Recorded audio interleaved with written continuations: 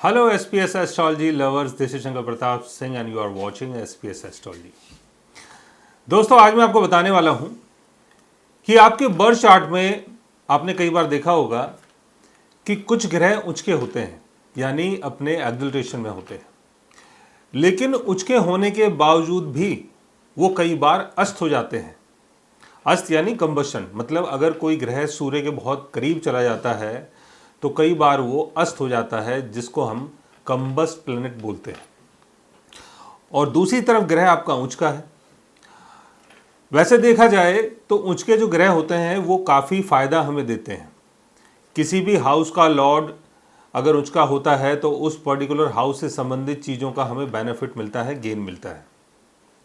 अब जैसे first house का लॉर्ड अगर उचका है तो आपकी पर्सनालिटी के थ्रू, आपके नाम के थ्रू, आपके फेम के थ्रू आपको गेन होगा। सेकंड हाउस का लॉर्ड अगर उचका है तो वेल्थ एंड वैल्यू का गेन होता है। थर्ड हाउस का लॉर्ड अगर उचका होता है तो स्किल के थ्रू गेन होता है।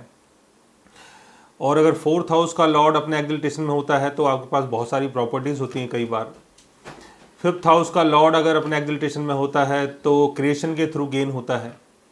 आप एक क्रिएटिव राइटर हो सकते हैं, एक्टर हो सकते हैं, या कोई भी क्रिएटिव फील्ड में आप हो सकते हैं। सिक्स्थ हाउस का लॉर्ड अगर अपने एक्सल्टेशन में हो तो जॉब के थ्रू गेन मिलता है। और कई बार तो ऐसा भी देखा गया है कि सिक्स्थ हाउस का लॉर्ड अगर अपने एक्सल्टेशन में है तो जो भी आपकी पोस्ट है बहुत बड़ी होगी। सेवन्थ हाउस का लॉर्ड अगर अपने एक्सल्टेशन में होता है तो हमारा जो लाइफ पार्टनर होता है वो कई बार देखने में बहुत अच्छा होता है, या कई बार बड़ा वेल्थी और रिच होता है। एट्थ हाउस का लॉर्ड अगर अपने एक्सल्टेशन में होता है तो ये आपकी आयु को बढ़ा देता है। नाइन्थ हाउस का लॉर्ड अगर अपने एक्सल्टेशन में होता है तो ज्ञान, धर्म, भगवान, गुरु, इन सब चीज़ों का बेनिफिट देता है और आपके भाग्य बल को बढ़ा देता है। टेंथ हाउस का लॉर्ड अगर अपने एक्सल्टेशन में होता है तो आपके करियर के लिए बहुत अच्छा है। दूसरा, पब्लिक विजिबिलिटी के लिए बहुत अच्छा है और सामाजिक सम्मान के लिए बहुत अच्छा है। 11वें घर का लॉर्ड अगर अपने एक्सल्टेशन में होता है तो इनकम के नए नए सोर्सेज बनते हैं और बहुत सोर्सेज से आपकी इनकम आती है। 12वें घर का लॉर्ड अगर अपने एक्सल्टेशन में होता है तो आपके पितरों का आपको बहुत सपोर्ट मिलता है, और कई बार जो भी आपकी सोच होती है, जो भी आपकी इमेजिनेटिव सोच होती है, उसके थ्रू भी आपको काफ़ी मॉनेटरी गेन और फेम मिलता है।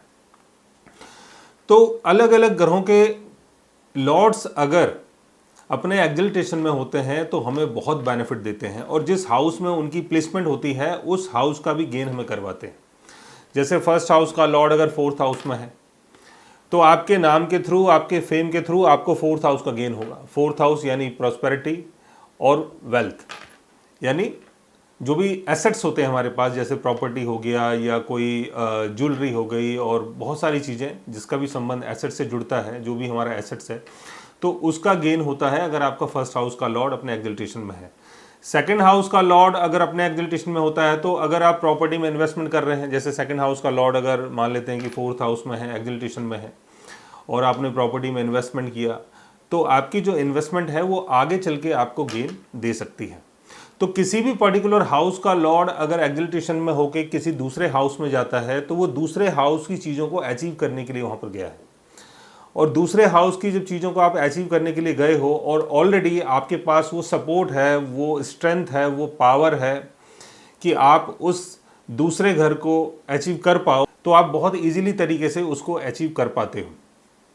लेकिन ऐसा प्लेनेट अगर कंबस्ट हो जाए तब क्या होगा? कंबस्ट होने का मतलब ये होता है कि जैसे कोई राजा तो है लेकिन वो राजा किसी के कंट्रोल में है। कोई बहुत बड़ी कंपनी का ऑनर तो है लेकिन वो ऑनर किसी फाइनेंसर के कंट्रोल में है। आप बहुत बड़े एक्टर तो हैं लेकिन आपके पीछे कोई ना कोई है जो आपको कंट्रोल कर रहा है। यानी अगर ग्रह अपने एक्सल्टेशन में होता है तो चीज़ें तो बड़ी दिखाई देंगी लेकिन उसका बेनिफिट आपको नहीं दिखाई देगा अगर वो कंबस्ट हो जाता है। और कई बार ऐसा भी देखा गया है कि अगर कोई ग्रह कंबस्ट है तो जैसे जैसे आपके फादर की एज बढ़ेगी, यानी कोई भी प्लेनेट अगर कंबस्ट होता है तो सन के कारण कंबस्ट होता है, तो जैसे जैसे आपकी फादर की एज बढ़ेगी वैसे वैसे आपको बेनिफिट मिलना शुरू होगा। मतलब धीरे धीरे करके जो कंबस्ट प्लेनेट हैं वो अपनी अच्छी क्वालिटी में आने शुरू हो जाते हैं, यानी उनका बेनिफिट हमें मिलना शुरू हो जाता है। लेकिन उसके लिए मैं आपको बता रहा हूं कि जैसे जैसे आपके फादर की एज बढ़ती चली जाएगी वैसे वैसे आपको उन सब प्लैनेट्स का बेनिफिट मिलना शुरू हो जाएगा। तो कम्बस्ट प्लैनेट अगर आपके बर्थ चार्ट में एक्सल्टेशन में है तो इसका मतलब ये हुआ कि चीज़ें तो आपके पास हैं। जैसे मान लेते हैं कि 4th हाउस का लॉर्ड अपने एक्सल्टेशन में कम्बस्ट है, बहुत सारी प्रॉपर्टी है आपके पास, लेकिन कोई भी प्रॉपर्टी आपके नाम पर नहीं है।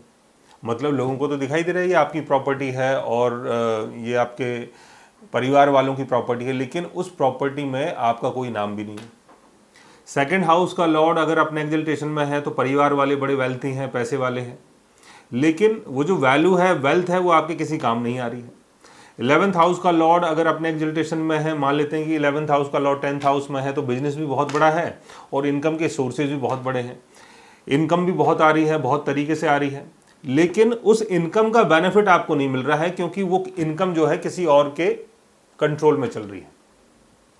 तो इस तरीके से अगर कोई ग्रह अगर अपने एक्सल्टेशन में है लेकिन कम्बस्ट हो जाता है तो उसका प्रॉपर बेनिफिट हमें नहीं मिल पाता है, और उसका जो बेनिफिट है वो हमें लेटर लाइफ में जाके मिलता है जब हमारी एज 40 या 42 को क्रॉस करती है। उसके बाद जाके धीरे धीरे करके उसका बेनिफिट मिलना शुरू होता है, और उसका ज़्यादा बेनिफिट आपको जब मिलता है जब उसकी दशा चलती है।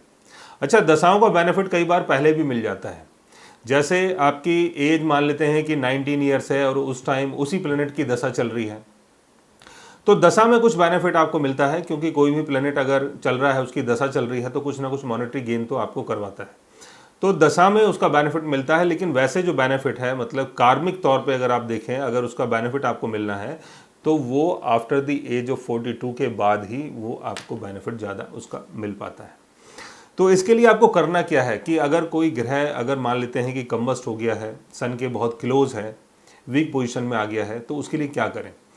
इसके लिए आप उसका जेमस्टोन पहन सकते हैं। अगर आपके लगन के हिसाब से अगर वो प्लेनेट आपको सूट करता है, यानी उसका जेमस्टोन अगर आपको सूट करता है आपके लगन के हिसाब से, तब आप उसका जेमस्टोन पहन सकते हैं। आप उसके मंत्रों का जाप कर सकते हैं।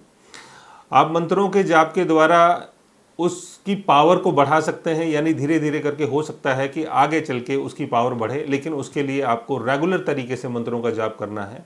और जैसे मैंने बताया कि आप उसका जेमस्टोन भी पहन सकते हैं, लेकिन आपके लगन के हिसाब से अगर वो आपके लिए मैलेफिक है तब आप उसका जेमस्टोन नहीं पहन सकते हैं, लेकिन मंत्रों का जाप आप फिर भी कर सकते हैं और उसके द्वारा आपको बेनिफिट मिल सकता है।